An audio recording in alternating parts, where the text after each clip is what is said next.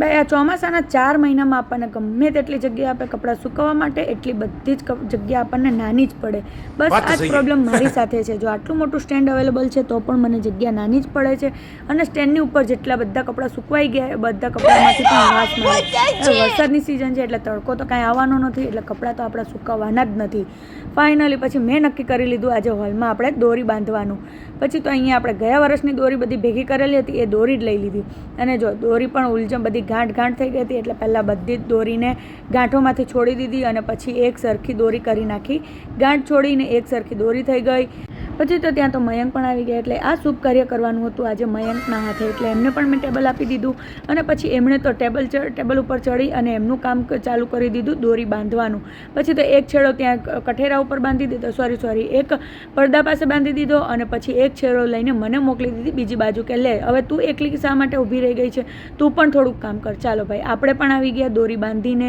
હવે અહીંયા પણ આપણું દોરી બાંધવાનું કામ ફાઇનલી પતી ગયું. થોડીક વાર થઈ ત્યાં તો આપણે દોરી પણ બંધાઈ ગઈ, એટલે આપણે પણ મુહૂર્ત જોયા વગર જ શરૂ કરી નાખ્યું શુભ કાર્ય, એટલે કે કપડાં સૂકવવાનું.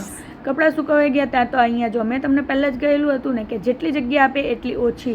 પછી તો અહીંયા થોડુંક એવું તડકા જેવું વાતાવરણ હતું, એટલે હું બધા જ કપડાં લઈને આવી ગઈ ટેરેસ ઉપર સુકવવા માટે. ત્યાં તો હજુ કપડાં સુકવતી હતી ત્યાં તો જો અહીંયા મેઘરાજા આવવાની તૈયારીમાં હતા. મેં કીધું ચાલો અહીંયા તો હવે વરસાદ આવવાની તૈયારીમાં છે, પણ મેં કીધું કાંઈ નહીં, અહીંયા તો આપણા સોલાર છે ને એટલે સોલાર આપણને બચાવી લેશે. પછી તો બધા જ કપડાં જે જાડા હતા એ બધા સૂકવી દીધા અને ફાઇનલી આવી ગઈ થોડીક વાર રેસ્ટ કરવા માટે. ત્યાં તો અહીંયા હું વાટ જોતી હતી કે ક્યારે મેઘરાજા વરસે અને હું અહીંયા વરસાદમાં ભીની થાઉં અને થોડેક એવી મોજ મસ્તી કરી લઉં. પણ વરસાદ છે કે આવવાની નામ જ નહોતો લેતો. બહુ બધી વાર વાટ જોઈ પણ હવે કાંઈ નહીં, હવે હું થાકી ગઈ. તો ચાલો હવે આપણે જઈએ નીચે આવી. અને ત્યાં તો આપણે થઈ ગયો હતો રસોઈનો ટાઈમ, એટલે હું બેસી ગઈ હતી શાકભાજી સમારવા માટે. શાક સમારાઈ ગયું અને પછી શાકની અંદર મસાલા કરી અને શાક પણ વઘારી લીધું. પછી તો અહીંયા આપણે મારા પોસ્ટમાં જવાનું હતું, એટલે અહીંયાથી બધી ડિટેલ્સ આપણે જે સ્લીપ ભરવાની હતી એટલે બધી સ્લીપની અંદર બધી ડિટેલ્સ લખી લીધી. અને પહેલાં તો હું આવી ગઈ છોકરાઓને સ્કૂલે લેવા માટે. ટાઈમ થઈ ગયો હતો અને લેટ થઈ ગયું હતું, એટલે પહેલાં છોકરાઓને લઈ લીધા. અને હવે પછી અમે 3 જણા પહોંચી ગયા સીધા પોસ્ટમાં. અહીંયા આવીને જોયું તો અહીંયા બહુ બધી લાઈન હતી. પછી થોડીક વાર વાટ જોઈ અને ત્યાં તો આપણો પણ નંબર આવી ગયો. આપણે ઘરેથી જ સ્લીપ ઓકે કરીને આવેલા હતા, એટલે ફટાફટ આપણું કામ થઈ પણ ગયું. અહીંયા મમ્મીના પણ પૈસા ઉપાડી લીધા અને આપણે પણ પૈસા ભરવાના હતા, એટલે ફાઇનલી પૈસા ભરી દીધા અને આપણું અહીંયા પોસ્ટનું કામ પણ પતી ગયું. ત્યાં તો ઘરે આવી ગયા અને ઘરે આવીને જમી કરી અને છોકરાઓને પણ એ લોકોનું હોમવર્ક કરી અને બંને છોકરાઓ પણ સૂઈ ગયા. અને 2:45 જેવો ટાઈમ થઈ ગયો હતો અને મને લાગી ગઈ હતી આજે ભૂખ, કારણ કે આજે હતી મારી ચોથ. એટલે હું આવીને જોયું તો આ ભાઈ અહીંયા PUBG રમતા હતા ને એટલા બધા ગેમમાં મશગુલ હતા કે વાત જવા દો.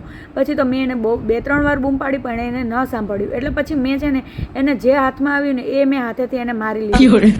પછી તો અહીંયા વરસાદના કારણે જે નાનો મોટો થોડોક એવો સામાન હતો ને પાણીના કારણે ભીનો થઈ ગયો હતો. પછી તો એ ભાઈએ પણ મને અહીંયા ઊભા થઈને PUBG ગેમમાંથી નવરા પડ્યા. ત્યાં તો એ ભાઈએ મને આપી દીધો ફરાળી કેવડો અને પછી આ મને આપી દીધી વેફર. પછી તો વેફરની સાથે સાથે અહીંયા ઠંડી પેપ્સી, મસ્ત મજાની ઠંડી પેપ્સી પણ હતી. એટલે મેં મયંક માટે અને મારા માટે બંને માટે ઠંડી પેપ્સી લઈ લીધી અને સીધી આવી ગઈ ઘરે. પછી તો ઘરે આવી અને પછી મેં અને મયંકે બંને જણાએ ફરાળી કેવડો અને વેફર ખાઈ લીધા. તો ચાલો આવી જાઓ જમવા માટે. પછી તો અહીંયા સાંજના સમયે છોકરાઓ ટ્યુશને ગયા અને મસ્ત મજાનો વરસાદ પડતો હતો, એટલે અમે બધા માટે મૂકી દીધી ગરમા ગરમ ચા. પછી તો નીચે આવીને જોયું તો અહીંયા તો વરસાદના કારણે ભરાઈ ગયું હતું તળાવ. અને અહીંયા તળાવમાં પણ જો અમારે 4 મહિના તો તળાવ ભરાયેલું જ. પછી તો અહીંયા વરસાદને જોઈને અહીંયા ભજીયા ખાવાનું મન થઈ ગયું, એટલે હું ગઈ માર્કેટ ભજીયાનો સામાન લેવા માટે. ત્યાં તો આ કાકા કે મને પણ બ્લોગમાં લેજે. મેં કીધું સારું ચાલો. પછી તો ઘરે આવીને જોયું તો અહીંયા બધા છોકરાઓ વરસાદમાં રમતા હતા. અને પછી ત્યાં તો છોકરાઓ પણ આવી ગયા હતા, એટલે એ લોકો કે મમ્મી અમે પણ વરસાદમાં ભીના થઈએ. મેં કીધું જાઓ એન્જોય કરો. પછી તો હું આવી ગઈ ઉપર અને આવીને રસોઈની તૈયારી કરી લીધી અને બનાવી લીધા ગરમા ગરમ ભજીયા. તો તમને કેમ ભજીયા બનાવ્યા કે? તો મળીએ નેક્સ્ટ વિડીયોમાં. Like, share, subscribe. બાય.